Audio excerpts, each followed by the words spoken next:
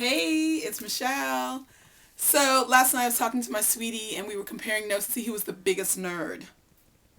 And because I was telling the story about when I was a little kid, around 11 or 12 years old, I used to love to walk to my neighborhood library and check out as many books as they allow little kids to check out, and then walk all the way back home. I lived about a mile from my library, and then go sit in my closet and read all day. I love to read.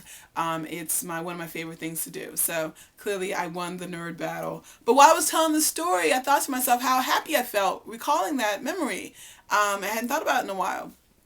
And I know while I'm doing the 60-day cleanse, the sort of temptation to only look at the hurts and old pains and dig up that messy stuff, I'm really going to encourage myself to look at the happy times that when I was a kid and how that can sort of inform me to be a happy adult. So this morning I decided to wake up and get a bag and walk to my neighborhood library and go to a place that makes me happy, where books are being held and waiting for me to get there. My library is about a mile and a half from my house. You know, as adults, we become really car dependent. So when I was walking, a friend called and they were like, "What's wrong with your car?" Nothing. I just wanted to walk to the library. I don't think they still got it. So I went to the library and I wanted to share some of the things I got with you, and maybe you'll be inspired to go to your library and check them out as well. This one's called Make Miracles in 40 Days. Turning what you have into what you want. And the writer is Melody Beattie. Basically, since I figured I had 51 days left of my soul cleanse, that if everything I need is inside me, why not make up some miracles while I'm at it, right? So I thought this would be a fabulous reading to do. It looks like it's a 6 week program, and it talks about sort of getting out of your way and seeing the miracles in your everyday life, and I thought that would be fun and informative to have this book. Right near that book was this book called Happiness. It's by Mattieu Ricard. He's a French writer, and he's doing a guide to developing life's most important skill. He's primarily a scientist, but it seems like in the 60s he went to India and had a spiritual awakening. And he sort of blended his love of science and his love of Zen understanding to talk about the human condition and how we can manifest happiness in ourselves and ultimately manifest happiness in the world, and how the world would be so much better if more of us were happy. I'm all about happiness, so I thought this would be a good book to read. This was an Oprah suggested book. Not that she called me up and was like, "Shell, okay, whatever." This one's called Broken Open, How Difficult Times Can Help Us Grow. The writer is Elizabeth Lesser, and I checked out a video of her and Oprah talking, and she sort of talks about how, when difficult times happen, that's a fertile ground to start doing things a new way, to start seeing your life differently, to start connecting in new relationships and letting go old relationships that no longer serve you. That is a perfect time that although you might be in pain, is to make some drastic changes in your life. And so I thought this book was a perfect book for the work I was doing on my 60-day cleanse. And so I'll let you guys know. If you've read the book, let me know. Leave a comment. If any of these books you've read, let me know and tell me what you thought of the book. Okay, this is one of my standbys. I get this book every time I go to the library. I really should just buy my own copy.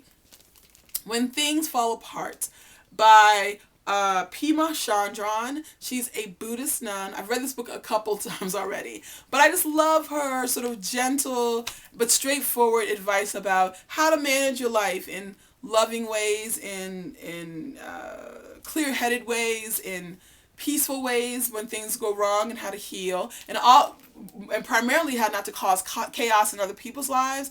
And so I just keep checking the book out. It's my seed. I just pull it off the shelves and just get it. So the last two books were books I just got because they look like they're fun, and who doesn't need fun? But still in the vein of having a better life. So this one is called What Do You Want to Do Before You Die? It is by a group of guys, 4 guys, and they call themselves Buried Life. And they've made up 100 things. I have a list here of 100 things that they plan to do before they croak, as they say. And the book is a collection of their antics, some of the things they've done on the list, and also a collection of stories from other people. So they collected stories from people while they're out on their travels of things they'd like to do before they die. It's an easy read. I thought it'd be perfect, light read for on my days off. And see what I can be inspired from. I'm sure I'll make my own bucket list. Maybe you should make your own bucket list as well. So, last book, I love this guy. I don't think he gets enough credit. His name is Kevin Smith. This book is called Tough Shit. Life advice from a fat, lazy slob who did good.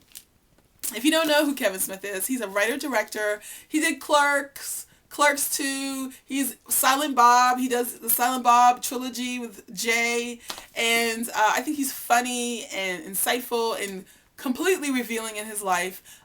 But also you learn a lot of sort of important life lessons from him as he learns these life lessons. And he is also very generous with his life and tells us sometimes more than we want to know. But I think he's a really good writer and really seems like a good person. So I had to pick this book up. I have all his other books. I just had no idea that he had a new book out. So I'm looking forward to reading that. So that's it. I have 3 weeks to read 6 books. Totally doable. So I'm planning to let Thursdays be my day that I go for a long walk to my local library. So I walked about 3 miles today without even really trying. And that's it. So I'm going to spend the rest of the day sort of chilling. I don't have to sit in the closet and read anymore since I, own my own entire house. But yeah, so that's what I'm doing. Happiness is a choice. I'm choosing happiness. I hope you're doing the same. I hope you're having a fabulous day. And I'll talk to you guys later. Alrighty. Bye.